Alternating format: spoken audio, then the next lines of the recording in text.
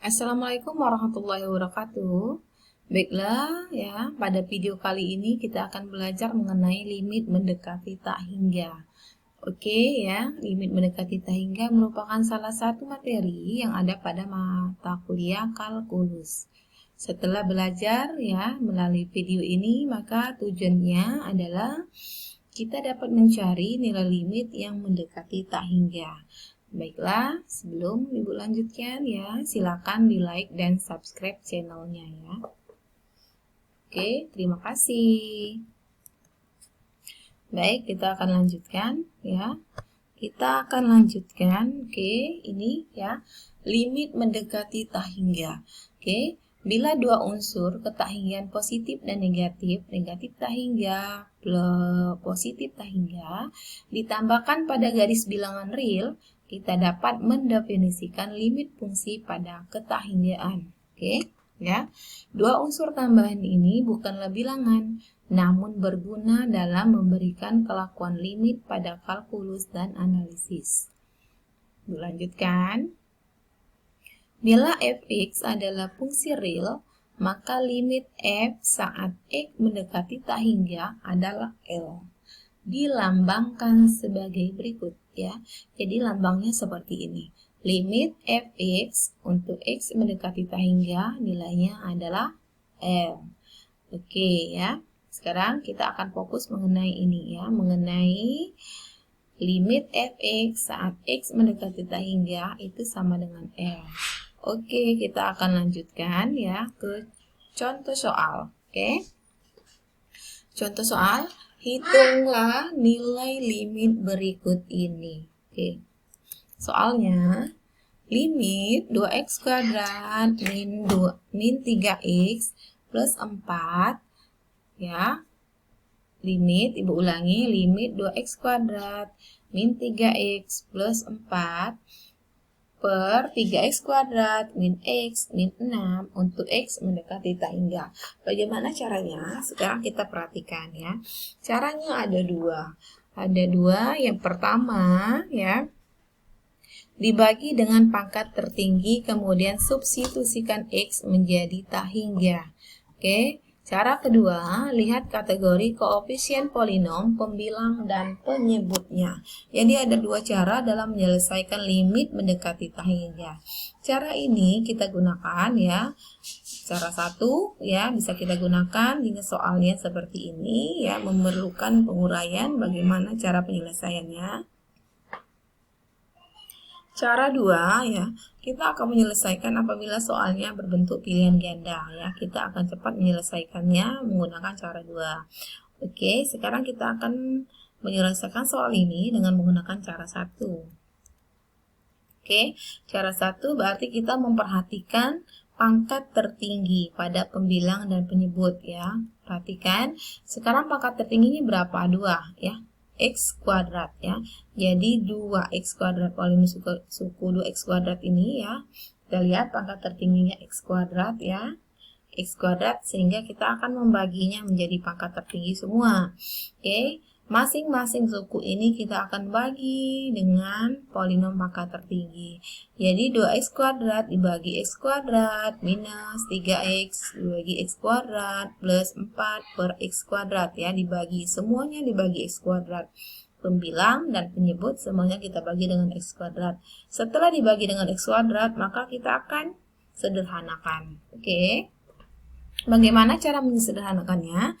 Sekarang kita perhatikan 2x kuadrat per x kuadrat menjadi 2 hasilnya. Kemudian 3x per x kuadrat itu hasilnya 3 per x. 4 per x kuadrat tidak bisa kita sederhanakan lagi ya, tetap. Kemudian yang penyebutnya menjadi 3x kuadrat dibagi x kuadrat menjadi 3. X dibagi x kuadrat menjadi 1 per x ya, 1 per x, semuanya kita bagi dengan x ini ya, 1 per x ya. Kemudian 6 per x kuadrat.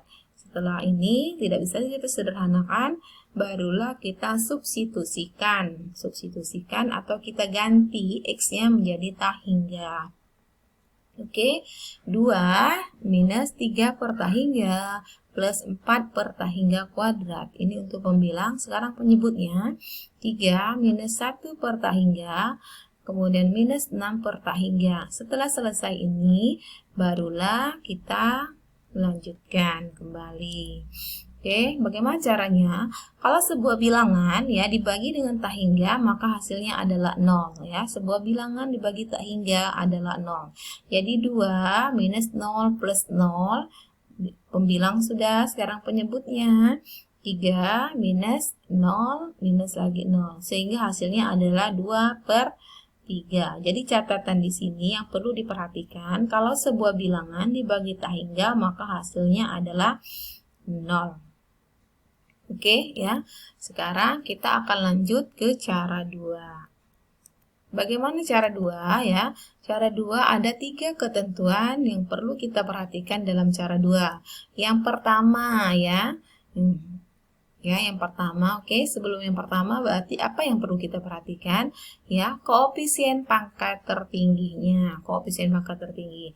Jadi, ketentuan pertama, jika pangkat tertinggi pada pembilang dan penyebut sama, maka hasilnya kita ambil koefisien pembilang dan penyebut.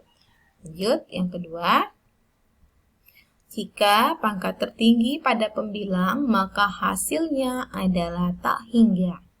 Terakhir, jika pangkat tertinggi pada penyebut, maka hasilnya adalah 0 ya. Oke, sekarang bagaimana caranya? Soal tadi ya, soal yang kita sudah selesaikan dengan cara 1 akan kita selesaikan dengan cara 2. Sekarang kita perhatikan pangkat tertingginya di sini kan x kuadrat. Ini x kuadrat, kemudian kita perhatikan pada pembilang x kuadrat, kemudian pada penyebut x kuadrat juga. Artinya kita akan menerapkan itu cara 2, poin yang pertama. Poin yang pertama ya, pembilang dan penyebut pangkat tertingginya sama. Sama kan? Pembilangnya x kuadrat, kemudian penyebutnya x kuadrat.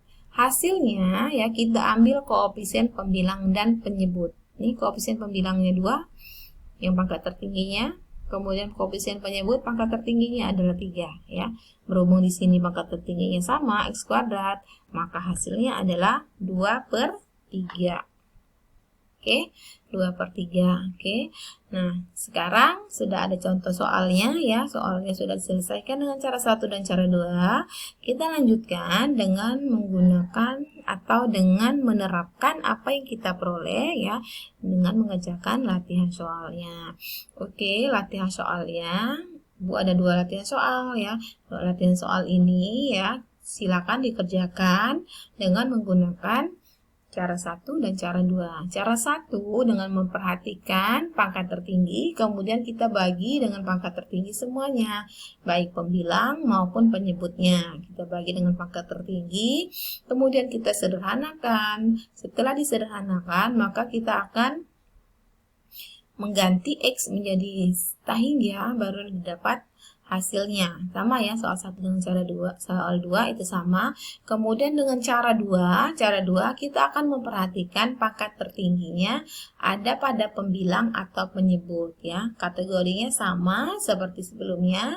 Kalau pangkat tertingginya pada pembilang, hasilnya apa? Kalau pangkat tertingginya pada penyebut, hasilnya bagaimana? Kemudian kalau pangkat tertinggi pada pembilang dan penyebutnya sama, itu sama seperti contoh soal yang telah Ibu berikan. Oke ya, sebelum Ibu akhiri ya materi ini ya, semoga bermanfaat bagi kita semuanya. Yang belum like dan subscribe channelnya silakan ya. Silakan, semoga video ini bermanfaat ya. Sampai ketemu di video-video selanjutnya. Wassalamualaikum warahmatullahi wabarakatuh.